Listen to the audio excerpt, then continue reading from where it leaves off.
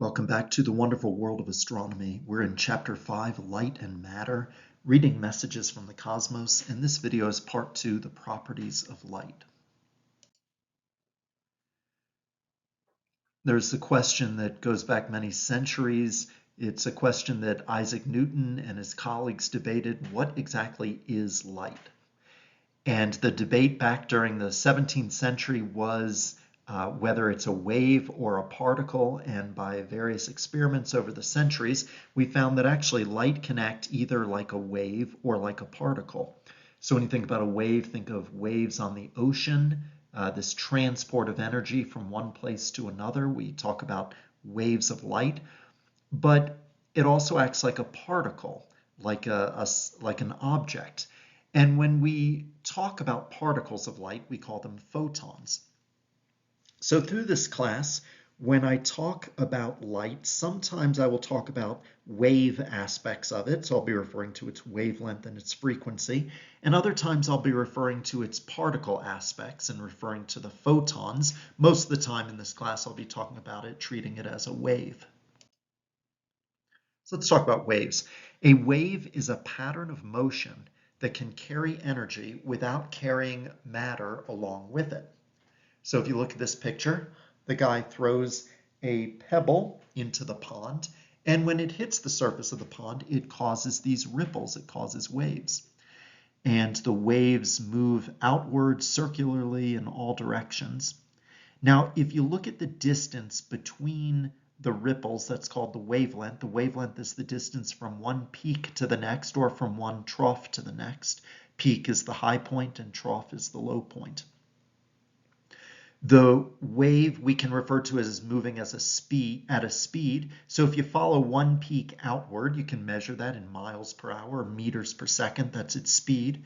And also the frequency. If you have a leaf that is sitting on the surface of the pond floating, and as the peaks pass by, it'll get raised up, and then the trough, it'll go down, and the leaf will just bob up and down on the surface. And it bobs up and down with a certain frequency, and the frequency is measured in waves per second or cycles per second, and we call that hertz. So the faster it goes, the higher the frequency. Now, when we talk about electromagnetic waves, which are what light is, we can still talk about in terms of the frequency and the wavelength and the speed. But it's not going through water, and in fact, it doesn't have to have any medium to go through. It can just go through empty space. But there are electric fields that are caused by electrons, these electrically charged particles that we'll talk about in a later video. The vibrations of the electric field determine the wavelength and the frequency of a light wave. There's also magnetic waves going on, but when you have these electric waves, and so together we call them electromagnetic waves. The wavelength, you can see in this picture here, is the distance between two wave peaks, and we measure it in meters. The frequency is the number of times per second that a wave vibrates up or down. You can also think of it as the wave is moving on this picture from left to right, and you have a location like where my marker is, and every time a wave passes by, we count 1, 2, 3, 4 for every wave peak that passes by. Well, how many counts per second is the frequency? Here's an important equation to know that for a wave, the speed is equal to the wavelength times the frequency.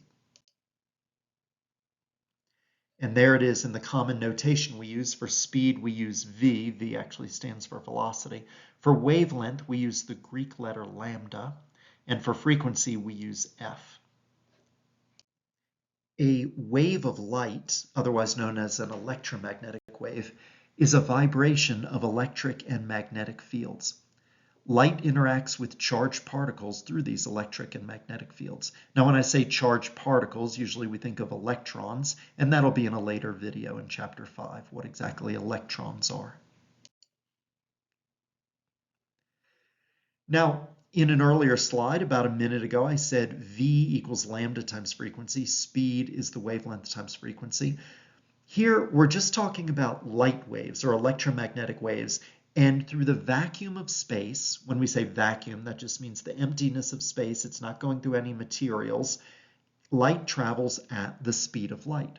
And so you've seen the speed of light before. We use the letter c to represent it, as in the formula E equals mc squared, energy equals mass times the speed of light squared.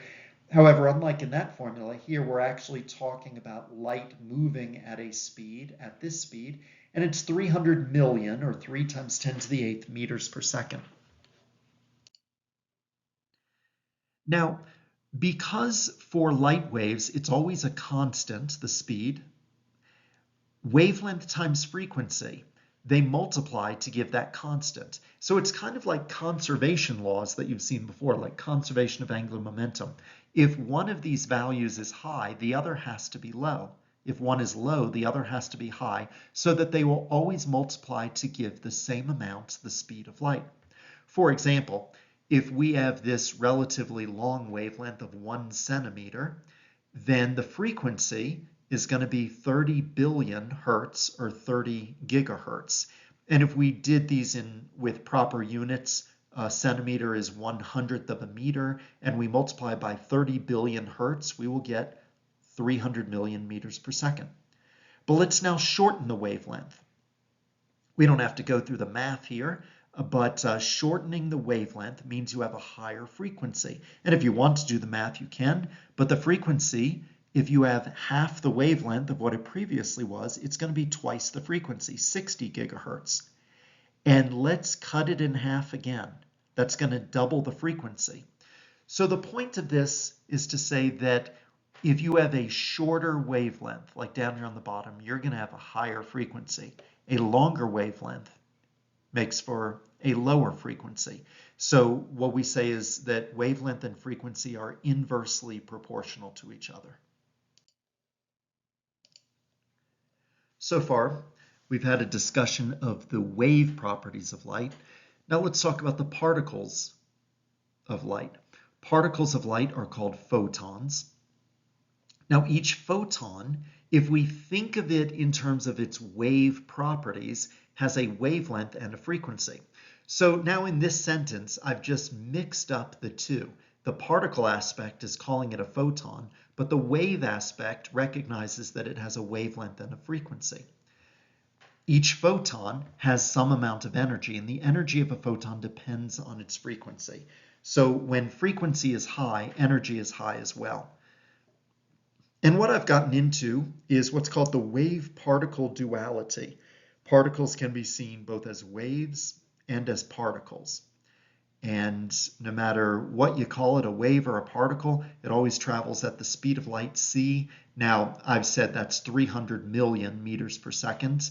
More precisely, it's actually defined as 299,792,458 meters per second. But for purposes of this class, we can just say 300 million even meters per second. So here it is again, speed of light equals wavelength times frequency. Speed of light being 3 times 10 to the 8th meters per second. Now that is in scientific notation. I'll have another video on that pretty soon, but that means that we have a 3, and after the 3 is 8 zeros. So 300 million meters per second. Now, a relationship between the energy and the frequency, I said previously that the energy of a photon is related to its frequency. High frequency means high energy. Here's the formula. We're not going to use this formula in class, but it says energy equals this constant, noted by the letter h, times the frequency.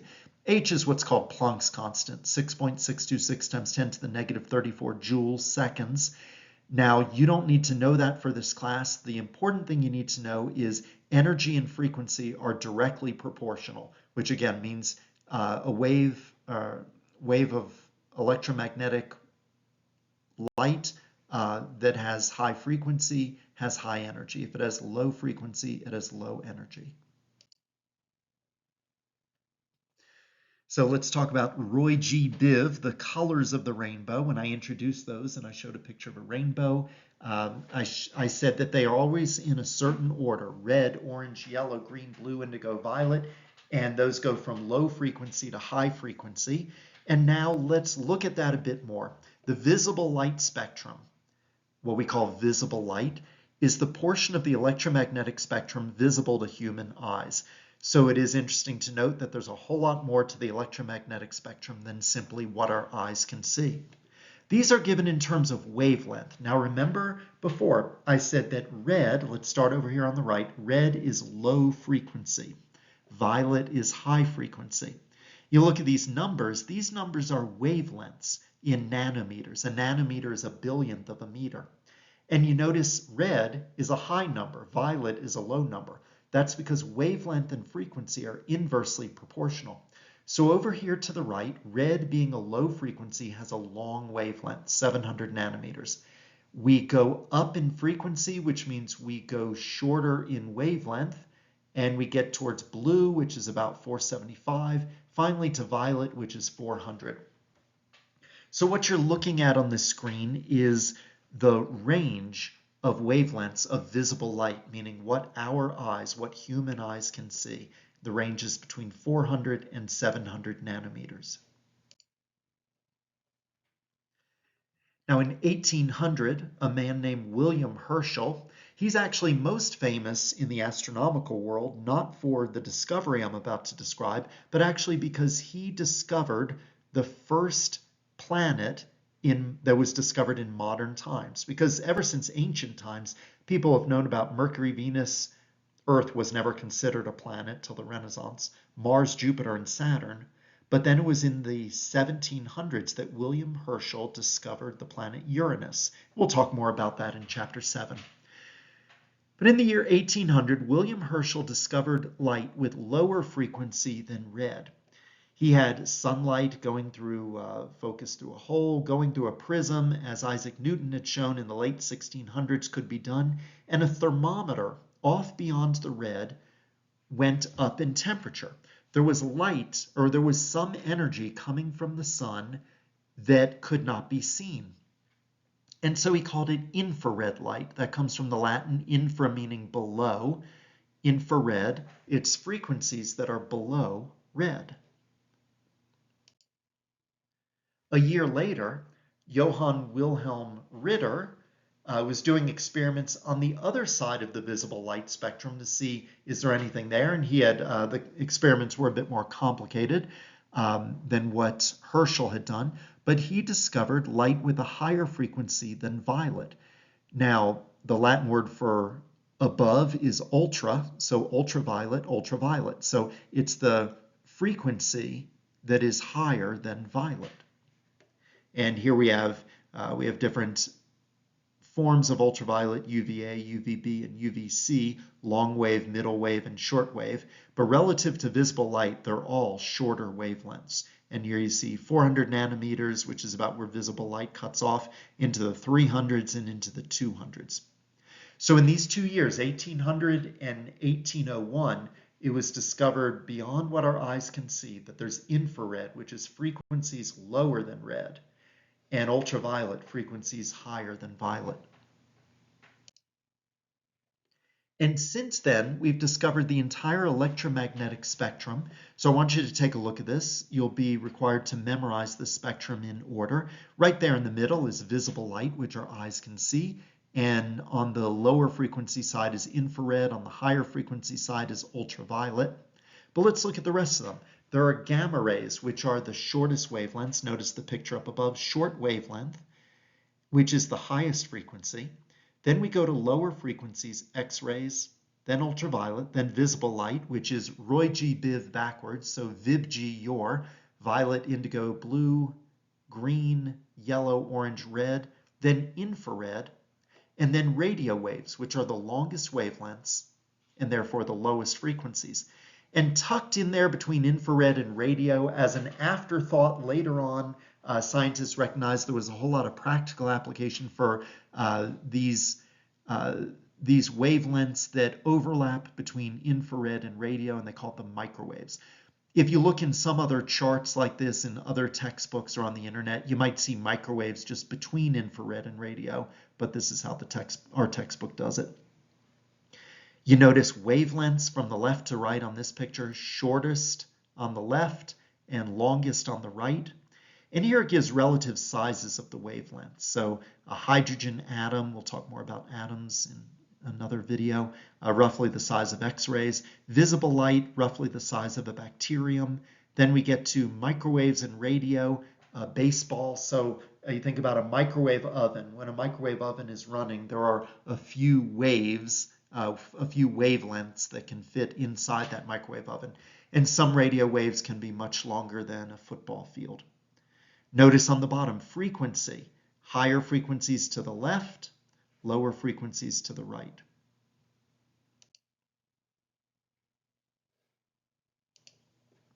In case you missed me saying it on the previous slide, I'll repeat it. I expect you to memorize the electromagnetic spectrum in order, so you should be able to recite it, whether from high frequency to low frequency, gamma, X-ray, ultraviolet, visible, infrared, radio, or from high or long wavelength to short wavelength, so radio, infrared, visible, ultraviolet, X-ray, gamma ray. If you look down at the bottom of the chart, and you can find this picture in your textbook in chapter 5.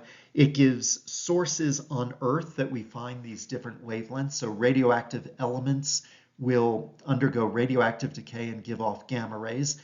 X-ray machines, of course, give off X-rays. Visible light is given off by light bulbs. People, and generally most everything around you right now, wherever you're sitting, gives off infrared. And then we have radar, we have microwave ovens, radio and television transmitter towers, cell phone towers, they give off radio. Now, we are studying astronomy, and so later on in this chapter, when we get to studying all the things in the heavens, we will look at cosmic sources of all these wavelengths, so such things as gamma ray bursts, these high energetic events out there in space that give off bursts of gamma rays. We have black holes, the regions around black holes that give off X-rays.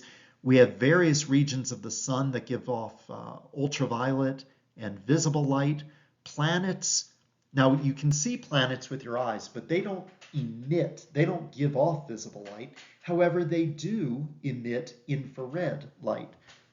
And then there's a cosmic microwave background in space in all directions. It's just this background of microwave radiation.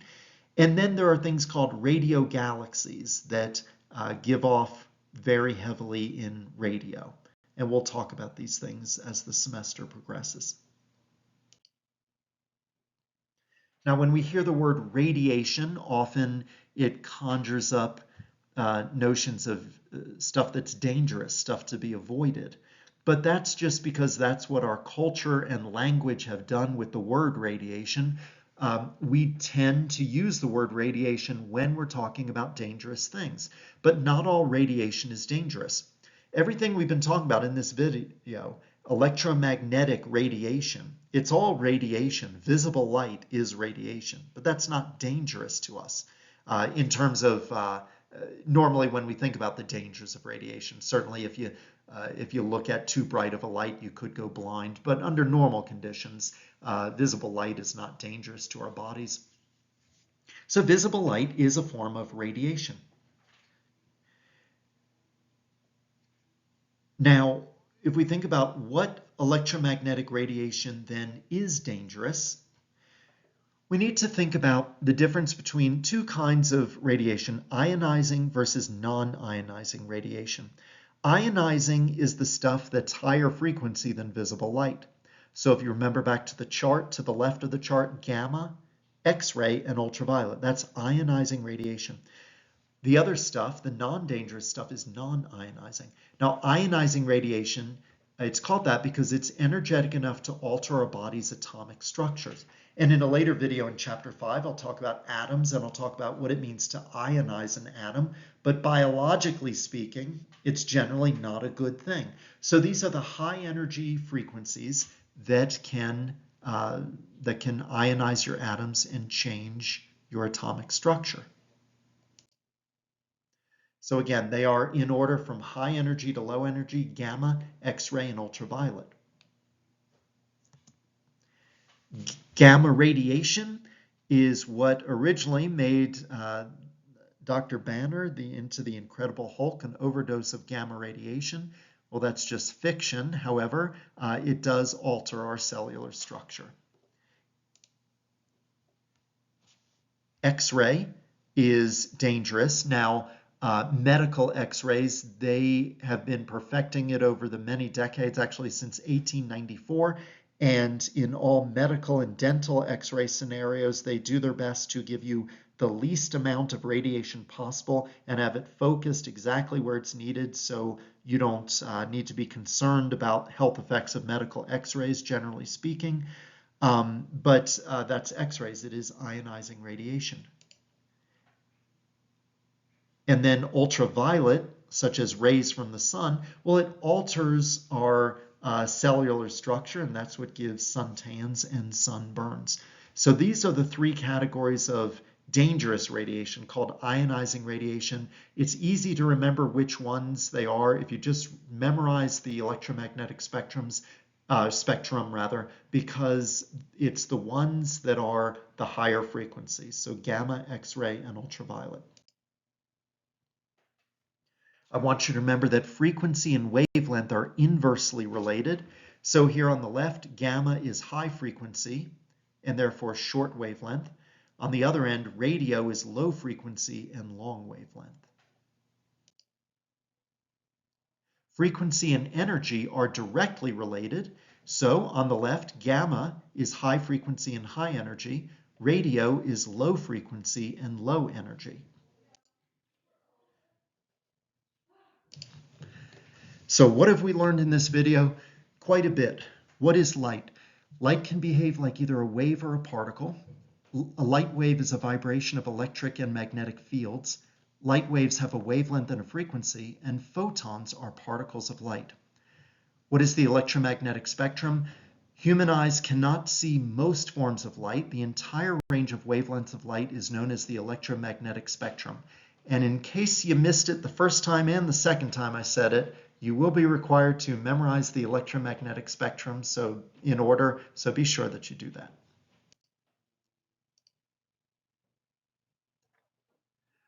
On a test, I might ask you, just to list them either from high frequency to low frequency, from long wavelength to short wavelength. I might give you 4 of them, such as gamma, ultraviolet, radio, and infrared, and ask you to put them in the correct order from high frequency to low frequency. Just know the order and you should be good to go. So memorize the order of the electromagnetic spectrum. And that'll do it for part 2 on properties of light. Have a great day.